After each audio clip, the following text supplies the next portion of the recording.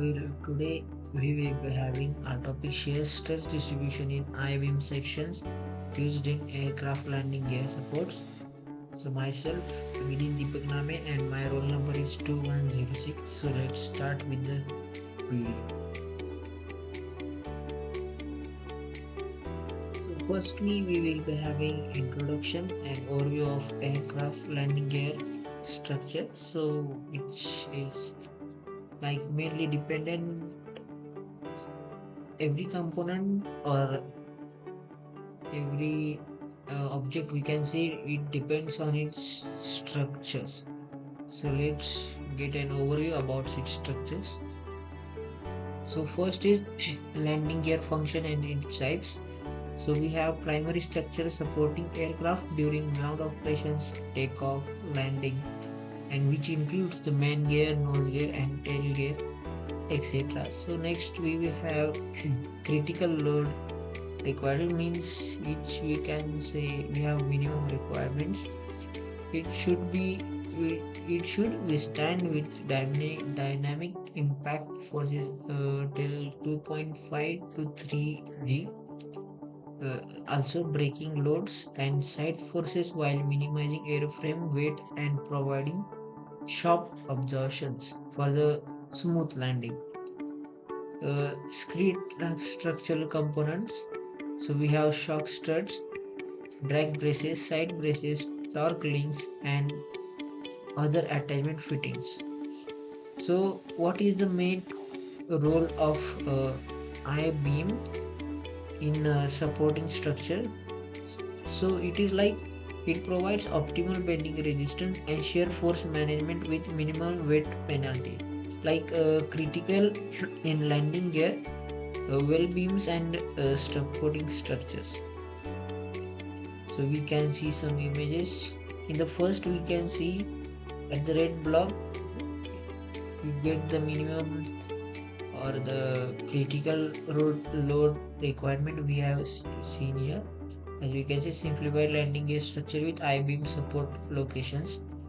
And in second one we have distributed bending forces and shear forces.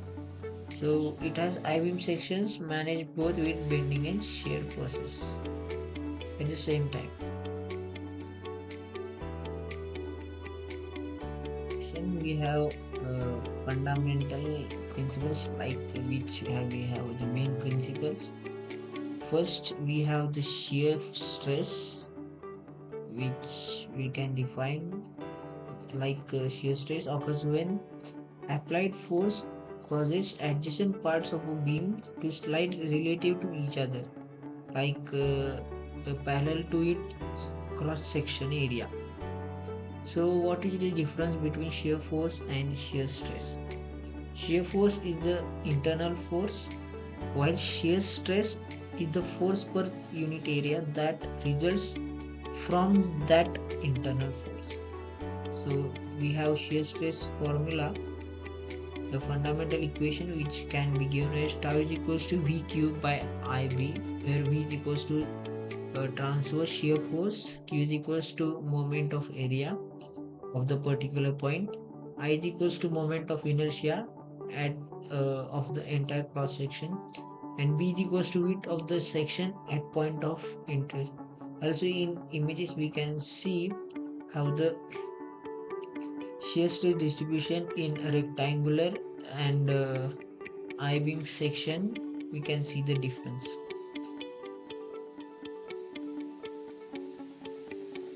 Something like we will have a I-beam cross section analysis and a shear flow theory, which we will understand by this slide. So what is meant by the I-beam section, what it consists of? So it consists of top flange, bottom flange and connecting web, which we will see later in the picture. Each component serves a specific structural function, so each part has its own way to work. So shear flow concept, we have rate of shear force transfer per unit length, that is the which is critical for understanding load distribution in thin wall structures. Now shear stress distribution, which varies significantly between web and flanges, which is maximum at the neutral axis in the web and minimal at flanges. So same formula we have, tau is equals to VQ by IV, where I is the moment of linear shaft, B is equal to weight, V is equal to shear force, and etc. So as we can see in this image, here we have tau is equals to 0, and at this section we have tau maximum, as we have seen in the theoretical part. Also in the another picture we can see at the top flange and the bottom flange, here is the neutral axis and here it is the in between, here it is the web.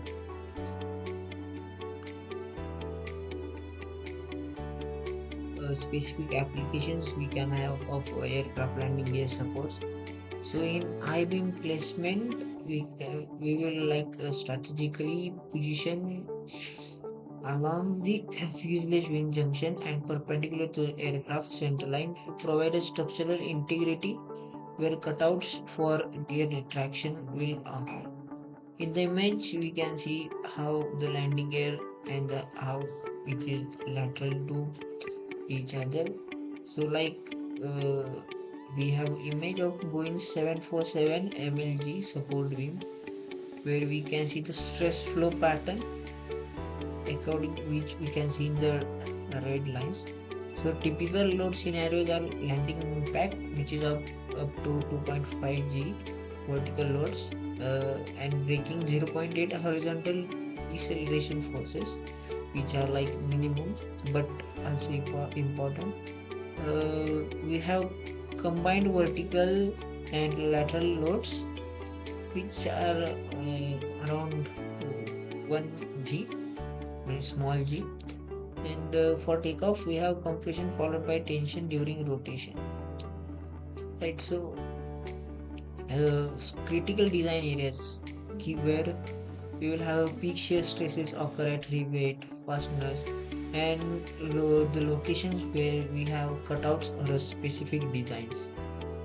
Also we have stress transfer mechanisms where I-beam stress will transfer to shear loads through the webs and bending loads through flanges, where web thickness optimized for shear flow management around attachment points.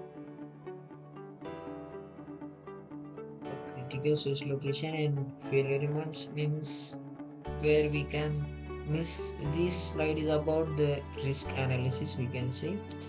First one, we have web flange junctions where the highest shear stress concentration occurs at the interface between web and the flange, especially near the support points. We can see see at the L sections. So most susceptible to fatigue, cracking, and shear yielding. After that, we have locations at rivet and fasteners, which are nearly like create discontinuities with the stress concentration factors. That we can say we have a research which shows 80% of fatigue cracks initiate at these locations.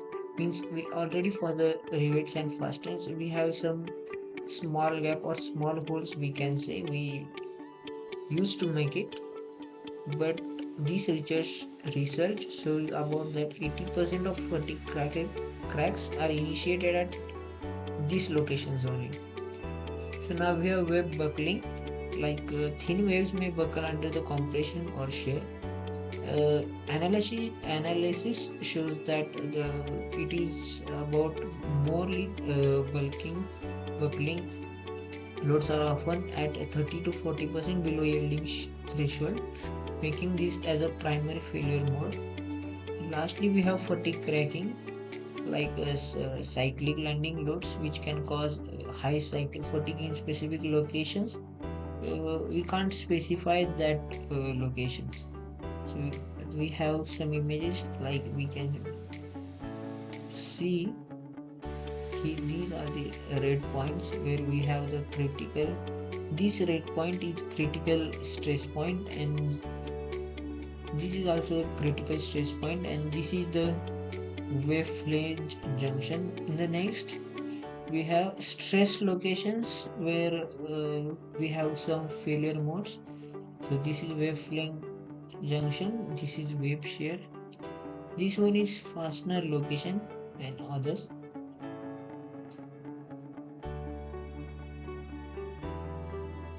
Day by day, we should have a modern or a new approach for this particular problem of fatigue resistance, cracking or buckling, we can say. So we have a composite reinforcements and fatigue life, which we will have some composite materials, or we will combine 2-3 materials to make a one single material which will have more fatigue strength and more fatigue life. So in images we can see for some as we have SN curves comparing fatigue like traditional versus composite. Means in red dot we have some, like some are older, and in composite we have the combination of 2-3 beams. In the next we have means photo or a representation of layers of composite materials in titanium core and carbon fiber layers. So now we have I-beam technology, where we use boron or carbon fiber reinforcement at the flange extremities, provides an 80% load carrying with capacity of 30% weight reduction, which is more important. Titanium composite hybrid structures combine durability with weight savings. This is the most important factor, that is weight, we can say, in the I-beam sections. So advanced fatigue analysis method, we have SN curve based damage accumulation.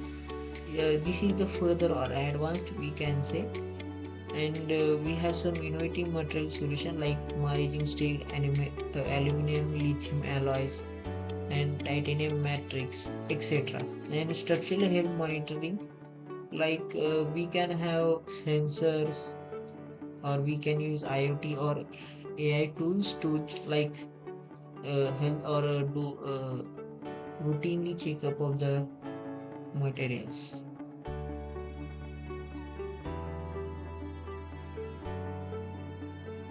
We have some refresher link. Some means we have 2 links from where I got the content of this video or a presentation, we can say. Thank you for being a patient listener. Thank you.